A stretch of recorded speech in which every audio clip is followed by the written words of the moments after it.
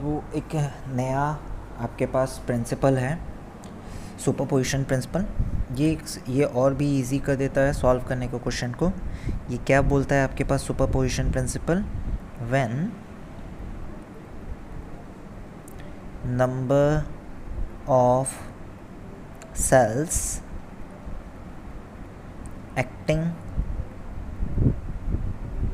in a circuit, then current through each cell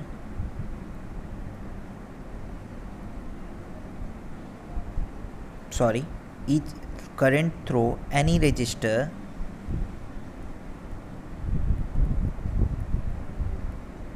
is the sum of current through each cell, या due to, through each cell नहीं, due to each cell acting one at a time, other being absent। देखो इसका मतलब आपको समझाता हूँ इस example से। मेरे को करंट चाहिए सभी रजिस्टर से, ठीक है। यहाँ पर आपके पास दो बैटरी है, यहाँ पर एक 20 वोल्ट का बैटरी है, एक 10 वोल्ट का बैटरी है, ठीक है। तो मेरे को सभी से करंट चाहिए। मैं कैसे निकालूँगा? बहुत सिंपल तरीका है। मैं यहाँ पर इसका दो पार्ट बनाऊँगा। दो बैटरी है मतलब दो पार्ट बनेगा। 3 बैटरी होता तो 3 पार्ट बनता, 4 बैटरी होता तो 4 पार्ट बनता। तो अभी 2 बैटरी है तो 2 पार्ट बनाऊँगा। पहला पार्ट जिसमें 10 वोल्ट का बैटरी रखा गया है और कुछ नहीं है। दूसरा बैटरी नहीं रखा जाएगा। 2 ओम 2 ओम 2 ओम, ठीक है। अब आप यहाँ से करंट निकाल सकते हैं। ये पहला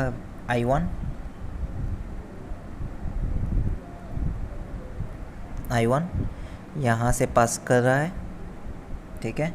अब यहाँ पर स्प्लिट हुआ, यहाँ पर आता है आपके पास I2 और यहाँ पर आएगा आपके पास I1 माइनस I2। क्योंकि अब देखो मेरे ख्याल से ये आप डायरेक्टली कर सकते हैं। दोनों का रजिस्टर सेम है तो दोनों में करंट सेम ही जाएगा।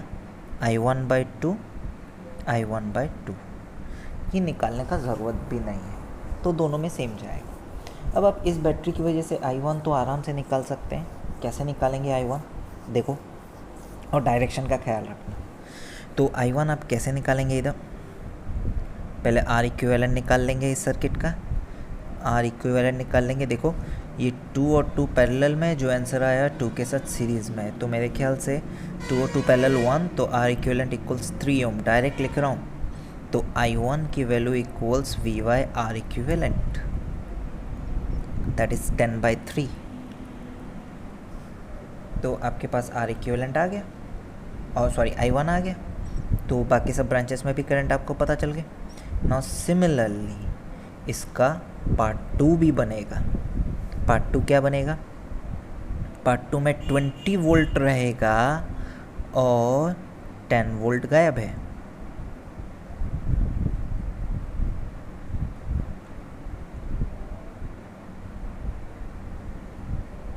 टू ओम एंड 2 ओम, ठीक है। तो अब यहाँ पर भी आप देखो, यहाँ पर आपके पास ये 2 ओम पैरेलल में है, जो आंसर आया ये 2 ओम के साथ क्या है? सीरीज़ में। तो इस केस में भी R इक्विवेलेंट आपके पास क्या बना? 3 ओम बना। अच्छा, यहाँ पर करंट आप देख लो, यहाँ पर करंट का डायरेक्शन देखो। यहाँ पर अगर I2 जा रहा है तो क्योंकि यहाँ पर सेम है I2/2 I2/2, डायरेक्शन ध्यान में रखना, और इधर I2। तो यहाँ पर I2 की वैल्यू आपके पास क्या हो जाएगी? 20/3। ख़त्म। अच्छा, अब आपको चाहिए करंट इन दिस रजिस्टर्स के नाम में बता देता हूँ, लिख देता हूँ, ज़्यादा बेटर रहेगा। यहाँ पर इसको R1 बोल देते हैं, R2 बोल देते हैं, R3 बोल देते हैं, ठीक है। तो current in R1, current in R1 equals, अब देखो बिकॉज ऑफ 10 वोल्ट इधर करंट जा रहा है राइट साइड में कितना 10/3, बिकॉज ऑफ 20 वोल्ट इधर लेफ्ट साइड में करंट जा रहा है कितना I2/2 that is same as 10/3। देखो एक राइट जा रहा है एक लेफ्ट जा रहा है, मतलब यहाँ पर आपके पास क्या होगा, net current equals I1 minus I2/2 minus हो जाएगा, या I2 माइनस I2/2। तो आपके पास I1 की वैल्यू है 10/3 माइनस 10/3 विच इज़ 0, मतलब R1 में कोई करंट नहीं जा रहा है, राइट। तो current in R2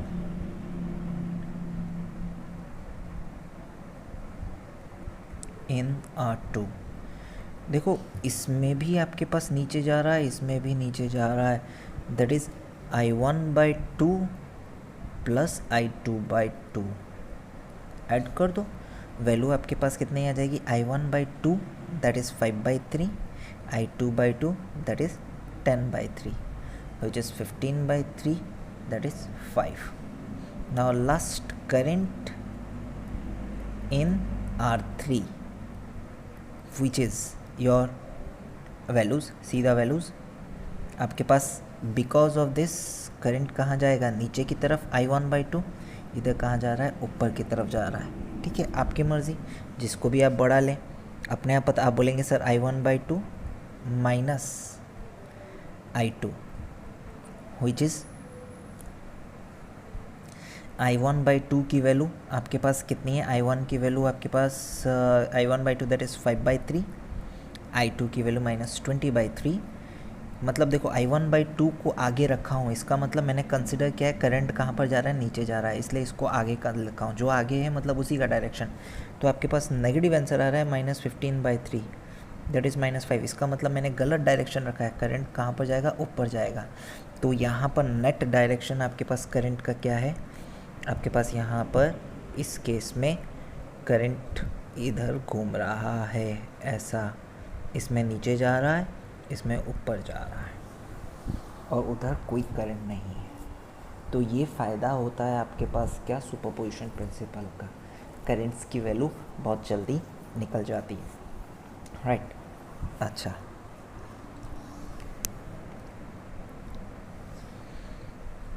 star delta का मैं इम्पॉर्टेंट नोट पॉइंट बता रहा हूँ, एक समझना स्टार डेल्टा ट्रांसफॉर्मेशन का एक नोट पॉइंट मैंने छोड़ दिया था, वो मैं आपको बता रहा हूँ। इसमें व्हेन मोर देन 3 या 2 delta networks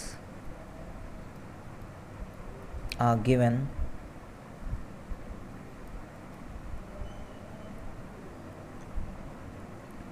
convert middle deltas into star, side वाले नहीं, मिडिल डेल्टा को स्टार में कन्वर्ट करना। मतलब आपके पास जो ये क्वेश्चन दिया था मैंने, यहाँ पर आपके पास कितने डेल्टा दिखाई दे रहे हैं, 1 2 एंड 3, यहाँ पर 3 डेल्टा दिखाई दे रहे हैं आपको, देखो 1 2 3। तो आप कौन से डेल्टा को स्टार में कन्वर्ट करेंगे, ये बीच वाला डेल्टा को, इसको आप स्टार डेल्टा से भी कर सकते हैं। आप ये बीच वाले डेल्टा को स्टार में कन्वर्ट कर दीजिएगा, साइड वाले को मत कीजिएगा, बीच वाले डेल्टा को किस में कन्वर्ट कीजिएगा, स्टार में कन्वर्ट कीजिएगा, देखेंगे क्वेश्चन जल्दी हो जाएगा, राइट। तो ये वाला पार्ट मेरे ख्याल से क्लियर है आपको स्टार डेल्टा का, तो ये इंपॉर्टेंट नोट पॉइंट था, ठीक है। अच्छा, इन्फिनाइट नेटवर्क क्वेश्चंस, तो हमारे पास 3 टाइप के इन्फिनाइट नेटवर्क क्वेश्चंस आते हैं नीट और जेईई में। आपके पास एक side infinite, one side infinite, both side increasing infinite और ऑल साइड इन्फानाइट। तीनों का करने का एक ही मेथड है, जो एक मेथड बताऊंगा उसी से ही होगा तीनों टाइप को करने का। तीनों टाइप के क्वेश्चन दिखाता हूँ। अब जैसे कि ये वन साइड इन्फानाइट है, तो वन साइड इन्फानाइट कैसे है, आपको इक्विवेलेंट रेजिस्टेंस निकालना है ये ए और बी के बीच में। और ये one side left side infinite है ना। लेफ़्ट साइड इन्फानाइट है तो आप क्या कीजिएगा, जस्ट इसको लग के जो पॉइंट है पी और क्यू, देखो इसको लग कर एक पॉइंट है पी एंड क्यू, राइट, जो नेक्स्ट नोड है। जैसे ए और बी को पैरेलल नेक्स्ट नोड क्या है, पी और क्यू। तो ये पी और क्यू के बीच में मैं नेटवर्क दोबारा बनाता हूँ, पी और क्यू के बीच में। जब इसके बीच में दोबारा नेटवर्क बना बच्चों,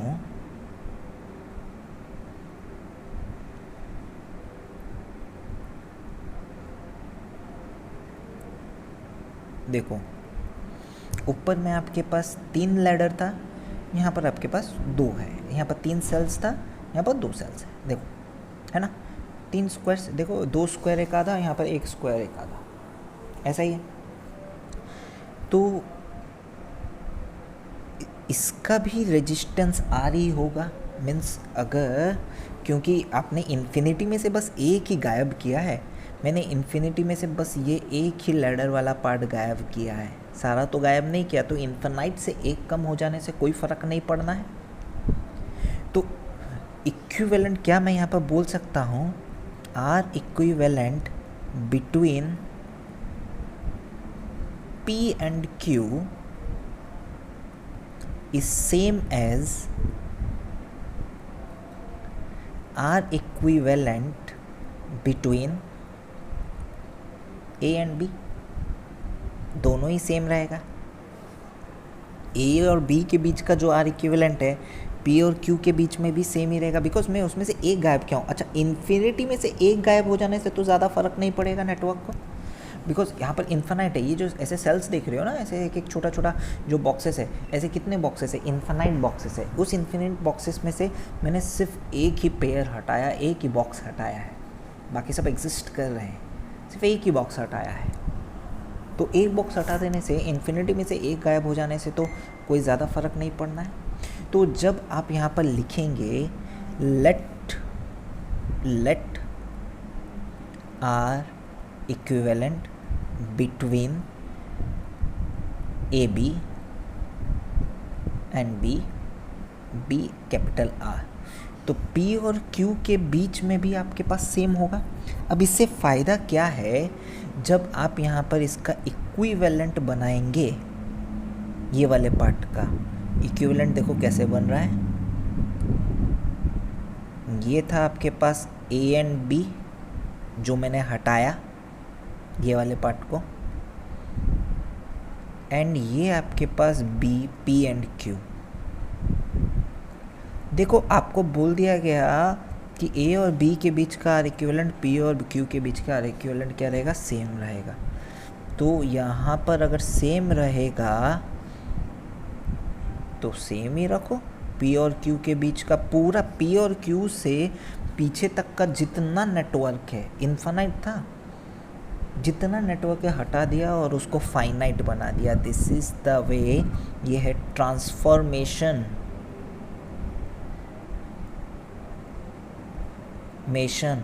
of infinite network to finite network. ये चीज़ है, आपके पास इनफाइनाइट नेटवर्क से फाइनाइट नेटवर्क में हम लोग यहाँ पर ट्रांसफॉर्म किए, राइट। और अब भी ए और बी के बीच का आर इक्विवेलेंट क्या है, आर है।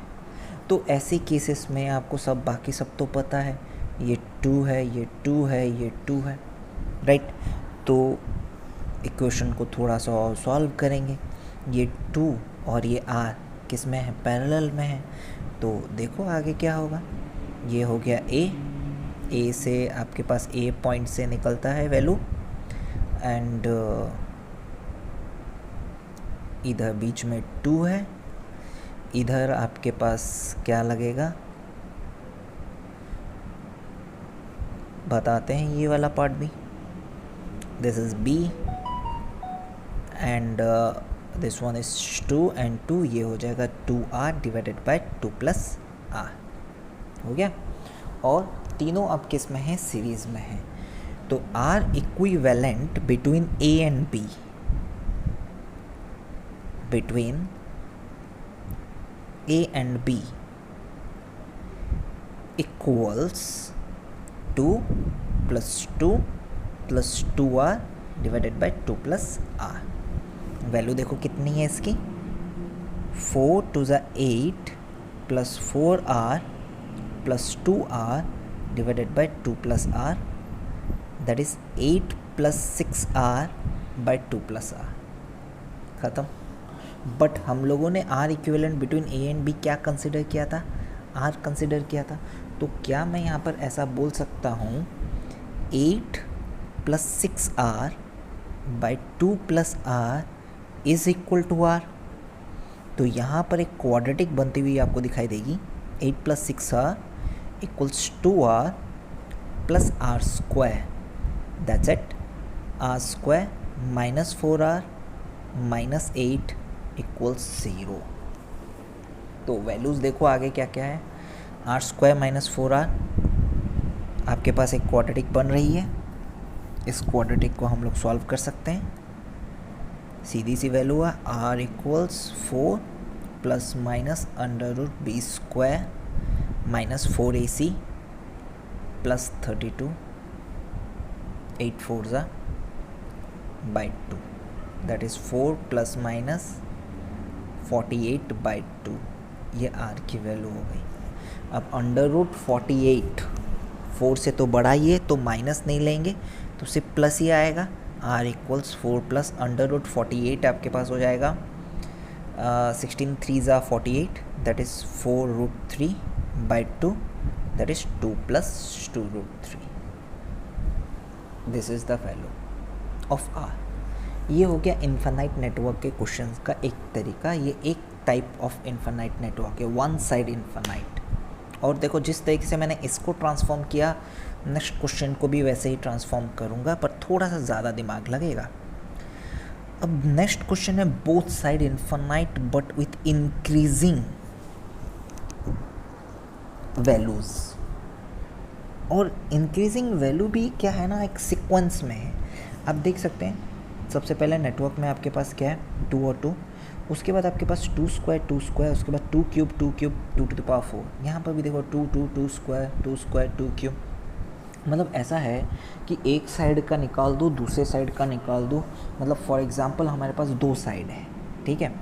तो पहला मैं इसका मतलब तो ऐसे समझूँ, इस साइड में ए और बी जो है, इस साइड का जब निकालूंगा ए और बी के बीच का, ये है आर इक्विवेलेंट 1, और ये दूसरे साइड का निकालूंगा आर इक्विवेलेंट 2, और आपके पास R equivalent 1 equals R equivalent 2 है, और ये दोनों पैरेलल में हैं। और ए और बी के बीच में आप क्या करना चाहते हैं, ये इक्विवेलेंट निकालना चाहते हैं। तो अगर दोनों सेम है, लेट दिस 2 बी आर, तो मैं आपको ऐसा बोल सकता हूँ R equivalent of the circuit equals R by 2, ऐसे हो जाएगा। इसका मतलब मोरल ऑफ द स्टोरी, मेरे को बस आर निकालना है, बाकी पूरा क्वेश्चन तो अपने आप सॉल्व है। बस किसकी वैल्यू निकालनी है, आर की वैल्यू निकालनी है। एक बार आर निकाल लो, पूरा क्वेश्चन अपने आप सॉल्व हो जाएगा, राइट। तो अब पूरे क्वेश्चन में मुझे बस वन साइडेड निकालना है, बोथ साइडेड था। Now both sided is reduce to पहले one side.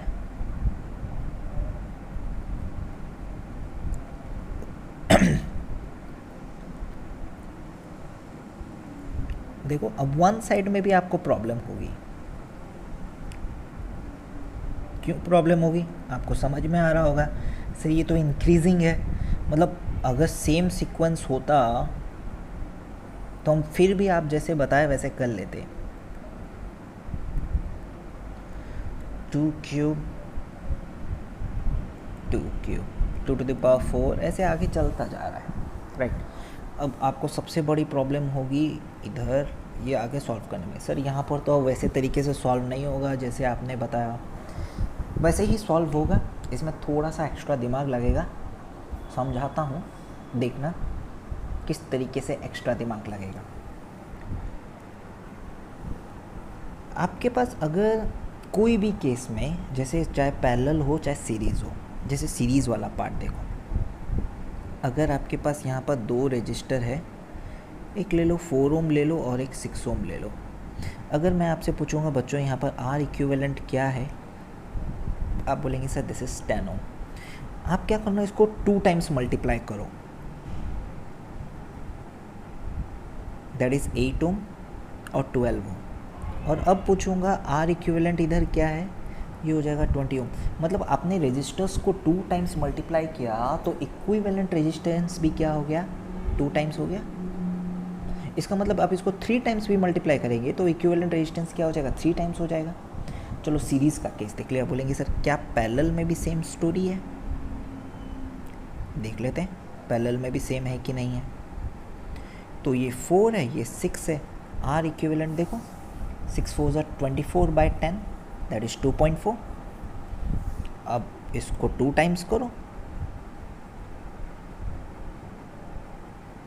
8 12, R equivalent dash that is 12 8 ज़ा 96/20 4.8। मतलब आप चाहे सीरीज करो या पैरेलल करो, moral of the story, when all resistances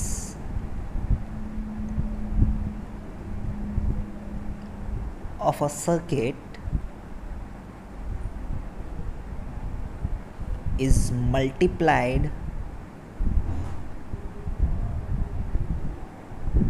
by X, then equivalent resistance of circuit increases by X times। ठीक है, तो यहाँ पर एक चीज़ देखेंगे। अब यहाँ पर मैंने क्या किया, बस वापस से वही कर रहा हूँ जो सिखाया था। मैं क्या कर रहा हूँ, यहाँ पर यही पॉइंट P और Q ले रहा हूँ, मल्टीप्लाई किया डिवाइड किया तो एक ही बात है ना। नाउ पहला statement, let equivalent resistance between A and B B R. ठीक है, तो अब P एंड Q में देखते हैं। P एंड Q का जो पूरा का पूरा स्टोरी है उसको बना के देखेंगे। मैंने A और B हटा दिया है, P और Q लिया है।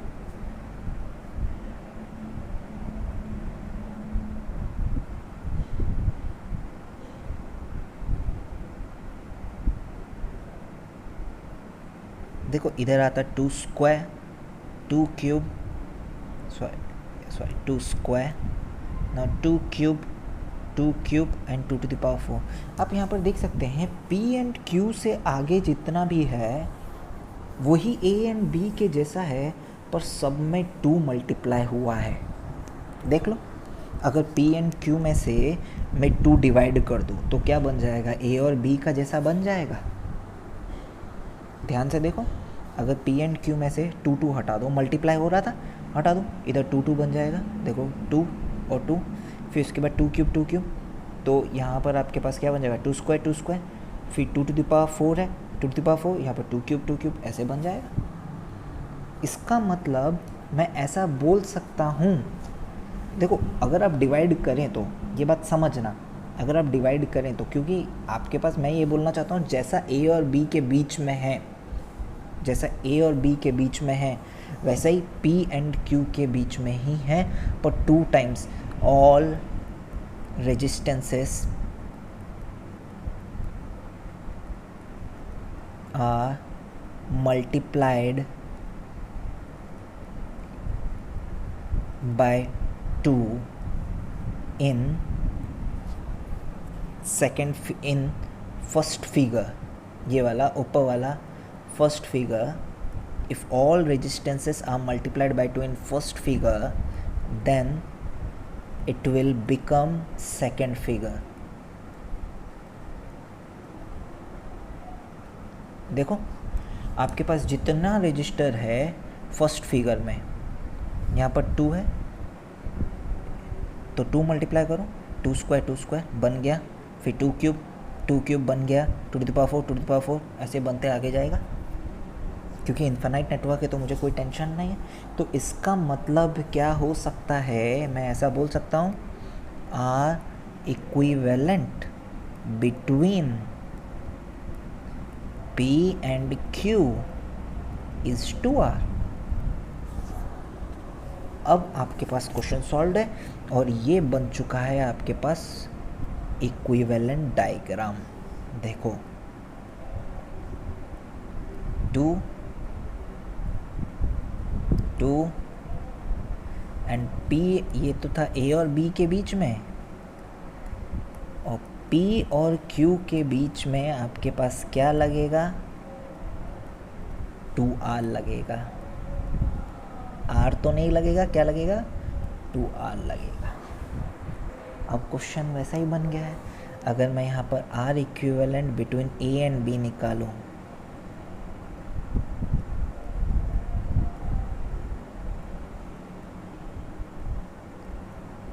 तो आपके पास आंसर आएगा 2 + 2R into 2 divided by 2R + 2, that is 4 + 4R + 4R by 2 + 2R। देखो ऐड करके यही आएगा, 4 + 8R डिवाइड बाई 2 + 2R, तो 2 + 4R बाय 1 + R, ये आ गया।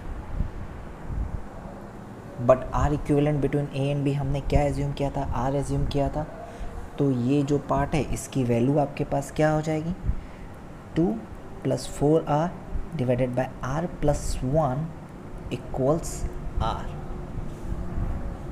Cross multiply, 2 + 4R equals R² + R। Now question is solved, R² - 3R - 2 = 0।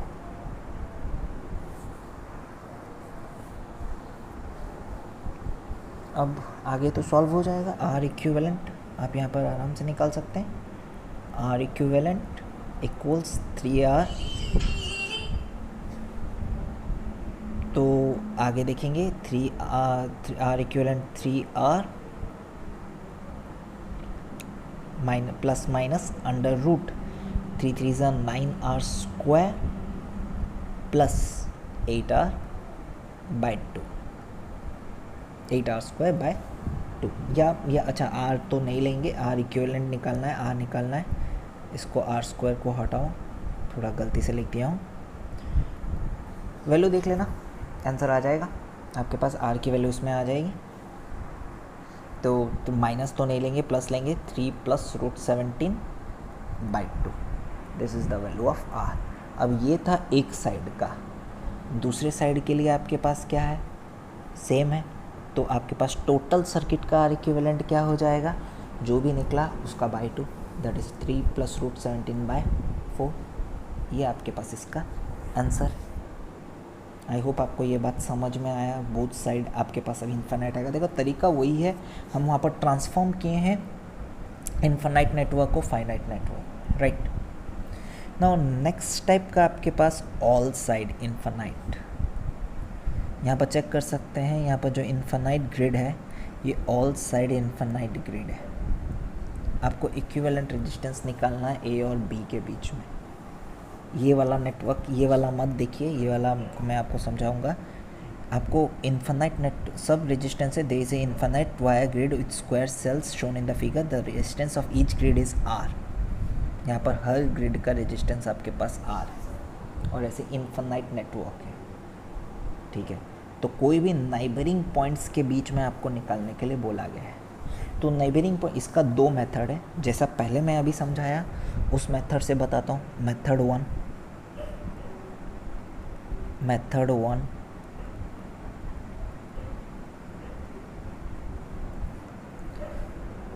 अब ए और B के बीच में निकालो, इसके अक्रॉस में जितना रेजिस्टेंस आएगा, आपके पास यहाँ पर बहुत सारे सेल्स हैं, राइट। इधर अगर हम देखें सेल्स, अगर मैं ड्रॉ करूँ, रुको ड्रॉ करते हैं। नाउ सी, हमारे पास यही वाला इन्फिनाइट ग्रिड है। जैसे कि मैंने आपको बताया था, ए बी के बीच में जो रेजिस्टेंस है, लेट इसको उसी तरीके से करेंगे, इन्फिनाइट है, फाइनाइट बनाएंगे। Let R equivalent between A and B is R, ठीक है। तो ए बी के बीच में जो है, यहाँ पर दो पॉइंट और प्लॉट करता हूँ, सी और डी। ए सी के बीच में भी वही है, एंड सी डी के बीच में भी वही है, एंड बी डी के बीच में भी वही है। मतलब मैं ऐसा बोल सकता हूँ, क्योंकि हर साइड से इन्फिनाइट है, तो R equivalent between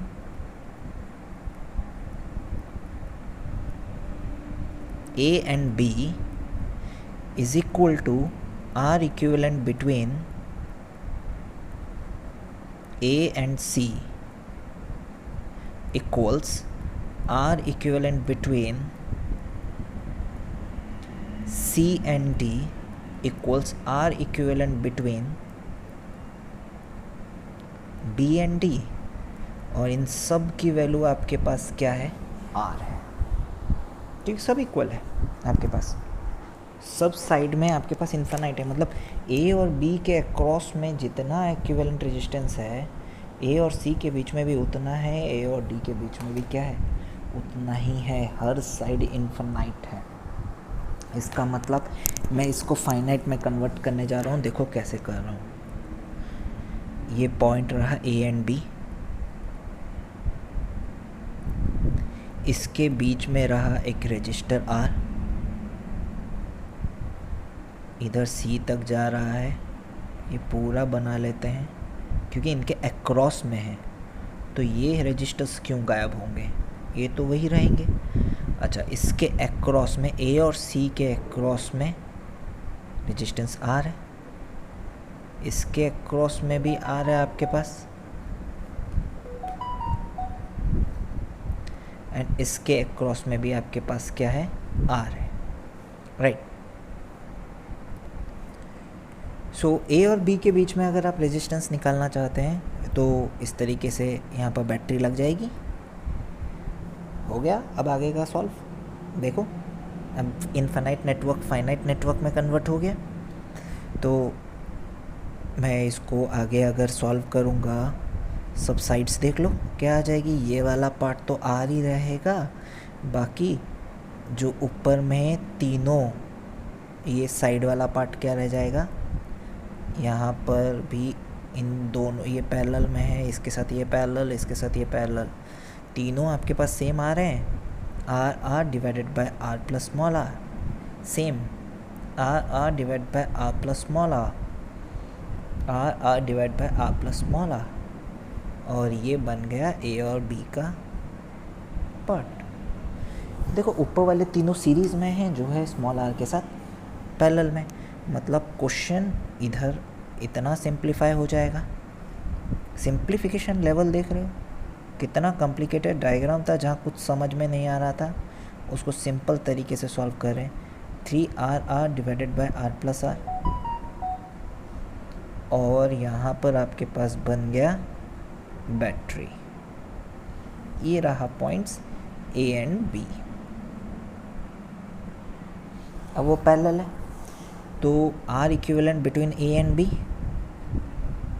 equals 1/r plus 1r plus r divide by 3 times of r। LCM आपके पास 3 times of r and r है, तो ऊपर हो जाएगा 3r plus r plus r। So r equivalent between A B equals 3 times of R into small R divide by 4r plus small R. But हम लोगों ने अभी अभी देखा है ए और बी के बीच का आर इक्विवेलेंट की वैल्यू भी क्या है, आर है, तो इसको इक्वल्स आर कर देते हैं। नाउ क्वाड्रेटिक बन जाएगा फिर से, 3 small are capital R equals 4r square plus small are capital R. इतना ही हो रहा है। तो इनफैक्ट क्वाड्रेटिक तो बनेगा नहीं, ये क्वेश्चन और भी इजीली सॉल्व हो जाएगा। एक R R cancel out, R R and R cancel out. तो आगे आप देख लो क्या बन रहा है, 2 small R equals 4 capital R, तो आर की वैल्यू हो जाएगी r/2। इतना हो जाएगा। ये मैंने आपको इस तरीके से बताया है, ये आपके पास मेथड 1 है जो मैं आपको पढ़ाया हूँ। दूसरा मेथड से ये जो होगा वो है सुपरपोजिशन प्रिंसिपल। समझना मेथड 2 ये और भी जल्दी बता देता है। मेथड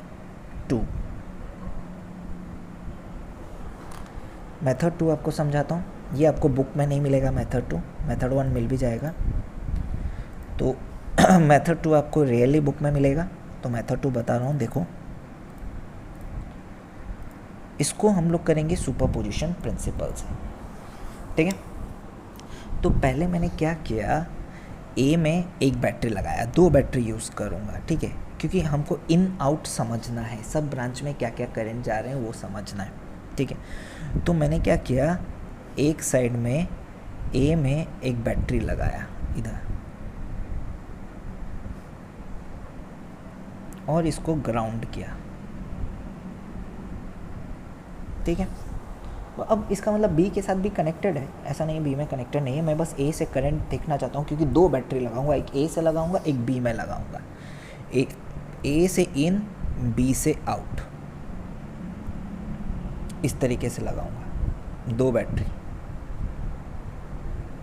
ऐसा 2 लगाऊंगा। तो इसका मतलब 1 बाय 1 स्टडी करेंगे, 1 बाय 1 स्टडी करेंगे तो हमारे पास ऐसा ही होगा। ए से लगाया, ए से करंट मेरे पास आई अंदर गया है, देखो ए से करंट आई अंदर गया है, और जैसे ही इधर पहुंचता है करंट, यहाँ पर सब जगह इक्वल दिखाई देता है। मतलब ऊपर भी जो है, लेफ़्ट में भी वही है, राइट में भी वही है, सब सेम है। तो करंट क्या बोलता है कि भाई अपन तो इक्वली डिवाइड हो जाएंगे सब जगह में। तो एक आई गया है जिसमें 4 जगह जाने को दिखाई दे रहा है, तो बोलता है इधर I/4 जाएगा, इधर I/4 जाएगा, सब जगह I/4 जाएगा।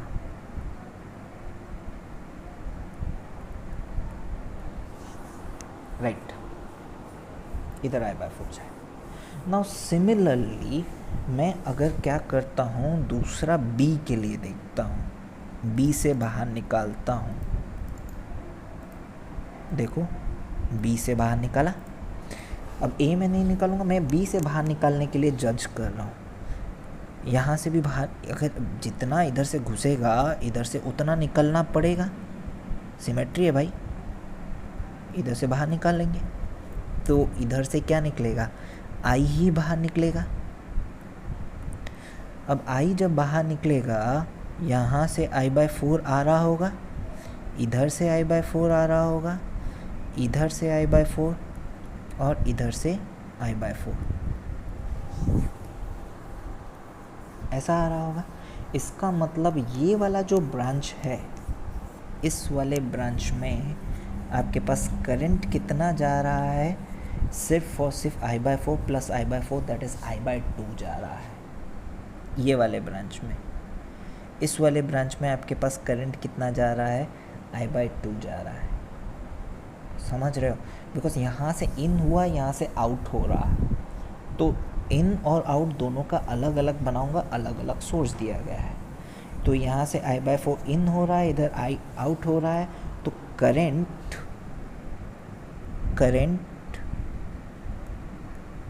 इन branch AB is I/4 plus I/4 equals I/2। चलो ये भी सही है, आपके पास ये वाला पार्ट निकल गया। अब आपके पास टोटल क्वेश्चन ख़त्म है। टोटल क्वेश्चन कैसे ख़त्म है? जब करंट इन ब्रांच इधर निकल गया है तो आपको ए बी के बीच में इक्विवेलेंट निकालना था। ए बी के बीच में इक्विवेलेंट निकालना था तो ए बी से निकाल के एक बैटरी लगाए होंगे जिसका वोल्टेज V है, जिसमें से I करंट अगर इधर जा रहा है तो इधर सर्किट में कितना करंट फ्लो हो रहा है, I/2 इसमें जा रहा है और बाहर I निकल रहा है। इस तरीके से करंट का डिस्ट्रीब्यूशन हो रहा है। तो करंट डिस्ट्रीब्यूशन अगर हमको मिल गया है तो आप यहाँ पर क्या करें, किरचॉफ्स लूप लॉ लगा दें। एक ही लूप बनेगा जिसमें आपके पास क्या आ रहा है, सिर्फ एक ही रजिस्टर R आ रहा है। तो आपके पास क्वेश्चन एकदम सिंपली हो जाएगा। क्या आ जाएगा, I/2 into R equals V। Kirchhoff's loop law लगा लो तो I की वैल्यू आ जाएगी आपके पास 2V/R। R इक्विवेलेंट आपके होता है V/I। लगा के देख लो, वैल्यू R/2 आ रहा है। तो सिर्फ और सिर्फ इसी लूप में ले रहे हैं और कोई लूप में लिया ही नहीं, बिकॉज उसी के क्रॉस में मेरे को पूरा करंट डिस्ट्रीब्यूशन पता है। ये करंट डिस्ट्रीब्यूशन निकालने का सुपरपोजिशन प्रिंसिपल है। इस तरीके से हम लोग क्या किए हैं, करंट डिस्ट्रीब्यूशन निकाले, राइट।